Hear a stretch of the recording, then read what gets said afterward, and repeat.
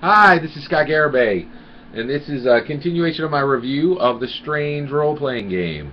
It's really a wonderful book, and I wanted to talk about it a little bit. So I've raved about this book from different aspects, from a production value aspect, from a storytelling aspect, from an innovation aspect. But there's a sharp edge to it, and I just wanted to talk about that a little bit. But even behind that, there's a little bit of a story. So I am very blessed to be a father of four, two sons and two daughters. And I have my oldest daughter. Her name is Autumn. And one of the things that we've recently started doing, I'm also blessed to live near Philadelphia. And so what we do is on Sundays, they have Pay What You Want Art Day. So we go to the Philadelphia Art Museum, same one where Rocky ran up the stairs. And so me and my 15-year-old daughter, Autumn, we go to the Philadelphia Art Museum. And this does have to do with the Strange RPG. Thanks for your patience. So we go there, and each week we go there for 2 or 3 hours. We get lunch in the city. It's just really a wonderful time together. And we look at literally Picasso's and Van Gogh's. We've seen, Sunflowers, the original, like an $80 million painting.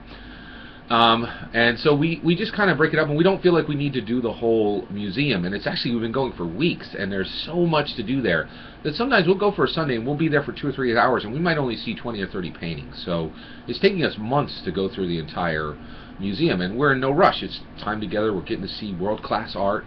It's really wonderful, right? And so there's a few weeks ago, we got back into this one section of the Philadelphia Art Museum. And so we're deep in the Philadelphia Art Museum. Like we've gone through a few hallways. Getting back in this room, it's about 30, 50 feet long. It's 30 by 50 feet. It's got white walls, and it has 4 paintings in it. And these paintings are 15 feet tall by about 10 feet tall. And these canvases have a smear of charcoal on them, pen scrawled on them, and something that looks like blood, right? And I mean, these are just really super weird abstract art, right? And me and Autumn look at each other and we're like, what, where are we? What is this? We didn't get it, right? And so, I have two degrees. I have a degree in political science, and I have a degree in management technology, an MBA. So I'm not an uneducated guy, and I just did not understand what I was looking at, right? So, both of us just kind of shook our head and we walked out, right? And so, well, we didn't walk out of we continued on. We just really did not like what we saw, right? But when I was thinking about it, when I have this strange RPG, I realized, in many ways, the strange RPG is like those paintings deep in the Philadelphia Art Museum. There's probably 6 to 10 people in the world, maybe 100, who would understand those paintings. In order to understand those paintings, which were barely even paintings, I mean, they had pen, charcoal, and blood on them. You would need to, understand Picasso and Van Gogh, and then 15 other evolutionary artists to understand what was happening on those canvases. And really, we didn't, right? Now, I will say this, and I believe I understand what Bruce R. Cordell is doing in the Strange RPG. This is an abstract art painting when it comes to tabletop role-playing games. So this is the sharp edge. You will be extremely hard-pressed to find people to play this game with you, right? So the way I consider tabletop role-playing games is exactly what they're called, tabletop role-playing games. You get 4 or 5, 6 friends. You put them around a table. You have one game master. You have 5 or 6 players. I do not count online games, right? And the reason why is that's a video game. You're just playing a weird, video game with a very long rule book, which is very strange to me. I really like spending time with people. I like allowing tabletop role-playing games to grow my friends, deepen my relationship with my friends. And so, basically, I end up buying some books every now and then. Not a lot, but this is one of those books where I've bought this book, I've raved about this book, I love this book.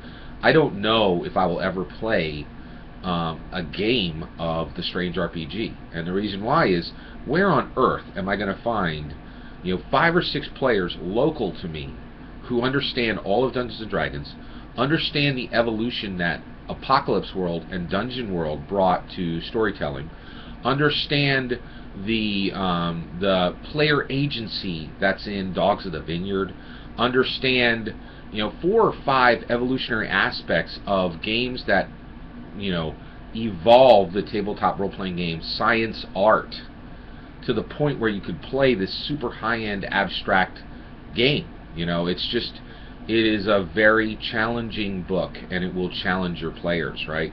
And so I hope that's not the case. I hope I'm able to, like, maybe get players who are in my Dungeons & Dragons 5th edition. Maybe I could scrounge up 2, 3, 4 players, but it is going to be hard to find a group to play this book. And so I know that sounds like a harsh thing to say about this game, but I think it's true. And I think I paid $42 for this book. It was worth every penny. It would be worth every single penny if you paid the full $60 for retail for it. It's a wonderful game, and I think there are people who are blessed to have extremely high-end tabletop role players surrounding them locally. I think there aren't a lot of people who are like that. So this is one of those games where you're going to have a hard time putting a table together. A few other like that are like Cthulhu Tech, brilliant game, but you would need to find, you know, people who are into tabletop role-playing games as well as H.P. Lovecraft and as well as anime giant robots. You know, the Venn diagram on that is like 4 people in the world. It's crazy. So wonderful game, and I just wanted to talk about it from that aspect. Again, I love the game, but I just thought that was kind of an interesting note, and thank you.